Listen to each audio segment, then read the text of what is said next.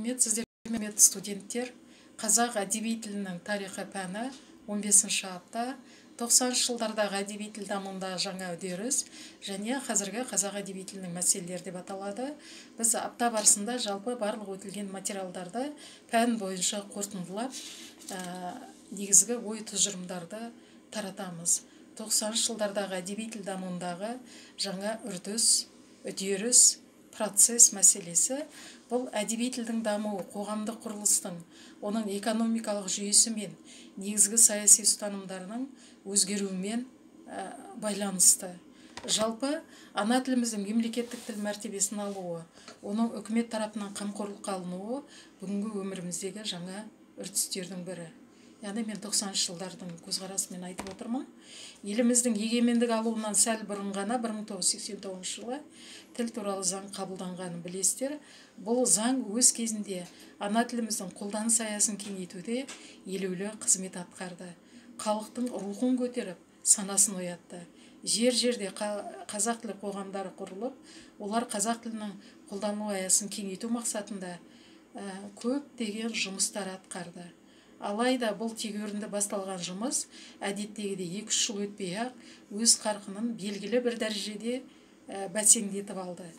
Тіл туралы заң талаптарының орындалуына деген сұраныс немесе орындалуы деген сұрау біраз бәсеңдеп, тіліміз бұрынғы қаліне енді жайлап келе бастаған сияқты пікірлер де белең алды.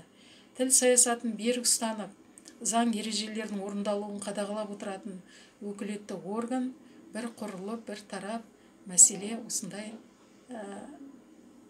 бір ұшты болып қалған тұстары болды. Жалпы бұл тілімізге, біздің қазақ әдеби тіліне, оның ішінде ұлттық тіл біліміне қалай әсер етті дейтін мәселе. Мысалы, осы кезеңдердің статистикасын тағы Бақытжан Қасанұлы, мысалы, заңды жүзеге асыруға бағытталған мемлекеттік бағдарлама қабылданғаннан кейін ең алдымен қазақ мектептері мен қазақша лицей колледждердің санының өсуін айтуға болады деп ең бір ерекше тұсын атайды. Мысалы, 2000-2001 оқу жылында елімізде жалпы білім беретін 8290 орта мектеп болса, оның 3471-і қазақ тілінде оқыпты. Өзге де ұлттық мектептер, мысалы өзбек, ұйғыр тілінде білім беретін мектептер, бұл барлық мәселелерді жаңағы оқу жылы барысында мемлекеттік тіл заңдылығының орындалуына сәйкес жүргізіліп отырды. Мемлекеттік және мемлекеттік емес оқу орындарында қазақ тілі міндетті оқу пәні ретінде оқытыла бастады. Жалпы бағдарлама бойынша мемлекеттік органдардағы іс қағаздарын бірте-бірте мемлекеттік тілге көшірілу мәселесі де жүргізілді. Міне осы кезеңдерде шыққан тіліміздің әртүрлі мәселелеріне байланысты, әдеби тілдің дамуы қоғамдық құрылыстағы осында реформалармен байланысты, әрі қарай еліміздің егемендік алуымен байланысты жаңағы біз тіл туралы заңның қабылданғанын айттық. Тіл саясатының тұжырымдамасының қабылданғанын, тіл туралы екінші рет заң қабылданды 1997 жылы. 1998 жылы заңды жүзеге асыруға бағытталған мемлекеттік бағдарламаның қабылдануы, бұл біздің қазақ тілінің ұлт тілі ретінде коммуникативтік рангысының артуымен өлшенеді. Сол сияқты біз бағдарламада, жаңа жоғарыда жоспарда, бүгінгі апталық жоспарда қазақ тілі диаспорасы дейтін мәселені енгіздік. Жалпы 2011 жылы Қазақ университеті баспасынан шыққан қазақ әдеби тілінің тарихы оқулығында Бағдан Момынова бірінші рет осы мәселені қозғап, арнайы оқулыққа енгізді.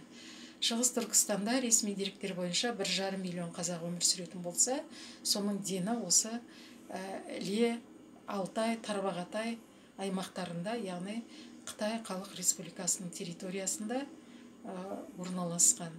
Қытай қазақтарының саяси өміріндегі тұңғыш газет 1910 жылы жарық көрген, Іле болса 1935 жылы дүниеге келген тұңғыш журнал Жаңа Алтай деп аталады деп, біз бұл мәселенің барлығын арнайы слайдқа жинақтап бердік. Әрі қарай Қытай қазақтары қолданып жүрген төте жазудың кейбір ерекшеліктері туралы деп бұл мәліметте осы слайд барысында дәріске арнайы салдық. Өйткені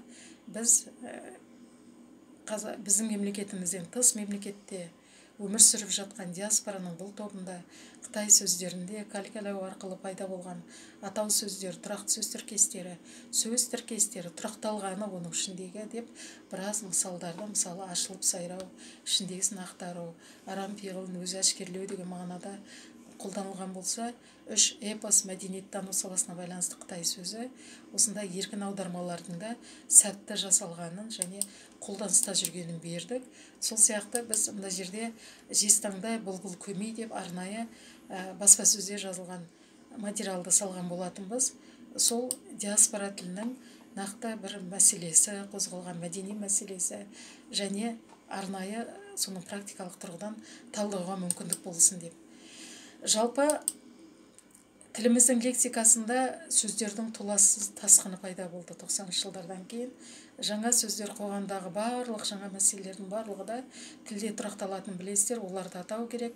Жаңа сөздер, жаңа лексикалық қолданыстар, жаңа атаулардың барлығы да осы әртүрлі саяси әлеуметтік жағдайға, шаруашылық, ғылым мен техника саласындағы өзгерістерге, жаңалықтарға байланысты болды. Мысалы, жекешелендіру, баж салығы дейміз, мысалы ғарышнама, жалға беру, жалдау, кепілдік, мәртебе беру, құнды қағаз, делдал, мұрат, бағам, жарғы, тағда және жаңа қолданыстар бұрын аударылмай алынған шетелдік сөздерге балама іздеу мәселесі өмірге кәдімгі арнайы енді. Мысалы, гимнді бұрын өмірбақи гимн дейтін болсақ, қазір біз Қазақстан Республикасының әнұраны дейміз.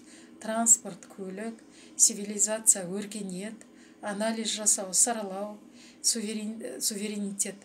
Мысалы, біздің еліміз қазір егеменді ел, егеменді мемлекет. Барлық білім бағдарламалары, программалары десек, қазір бағдарлама дейміз, проводникті жол серіктеп, осындай бірсыпыра жаңа сөздердің, жаңа қолданыстардың баламалы түрде тілге енуі бұл неологизмдер қатарын толықтырды. Бұл 90-шы жылдардан кейінгі қазақ әдеби тілінің терминін стильдік, оның ішінде ғылыми стильдің терминдік жағынан көркеюіне жасалған қадамдар болды. Қорытындылай келе, қазақ диаспорасының әдеби тілде өз зерттеушілерін күтіп жүр деп оны жоғарыдан Момынов айтқан болатын. Және академик Қайдаровтың осы тұста айтатыны бар. Тіл өміріне ауадай қажетті тілдік ортаның қалыптасуы, шешуші рөл атқаратын факторлардың барлығы, ол жеке адамдар, белгілі әлеуметтік топтардың тілге деген көзқарасы, жауапкершілігі, ізденісі, зерттеулермен байланысты. Бүгінгі таңда жоғарыда біз жоспарға сәйкес айтқан болатынбыз. Қазақ әдеби тілі дамуы, ол қазіргі қазақ әдеби тілі ұлттың тілі, ғылымның тілі, мәдениеттің тілі, техниканың тілі және арнайы статусы бар, мемлекеттік мәртебесі бар қазіргі қазақ тілі. Енше әдеби тілі бүгінгі таңда нормаланған, нормативтілігі бар, тұрақталған, яғни тілдік норма кодификацияланған, дамуы қалыпты тілдердің қатарында деп айтамыз. Және қазіргі қазақ әдеби тіліне байланысты, қазақ әдеби тілінің тарихына байланысты жаңа зерттеулер сапалы түрде дамып, арнайы оқулықтар, жеке зерттеулер, әртүрлі бағыттағы, мысалы бұрын айтылмаған 19 ғасырдың бірінші жартысындағы ресми құжаттарының үлгілерін қазір ұсынып жатыр. Мысалы біз 18 ғасырда болды, 19 ғасырға дейміз де, 19 ғасырдан ары қарай осы қазақ даласындағы іс құжаттарының, оның ресмилік сипаты бар іс құжаттарының, ғылым тілінің сапалық.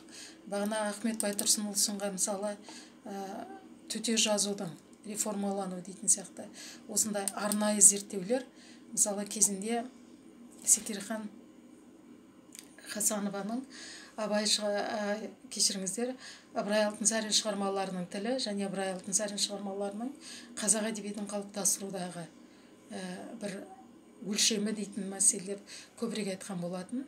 Осындай жекелеген зерттеулер бүгінгі таңда қазақ әдеби тілінің дамуына, әрі қарай қалыптасты дамуына белгілі дәрежеде үлес қосуда. Бұл орайда мысалы Шара Мәштаеваның еңбегін кеңірек атауға болады.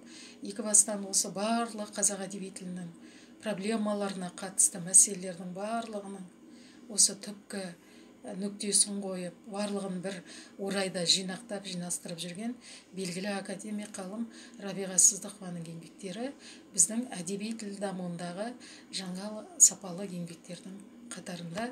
Тыңдағандарыңызға рахмет. Біз біргеміз.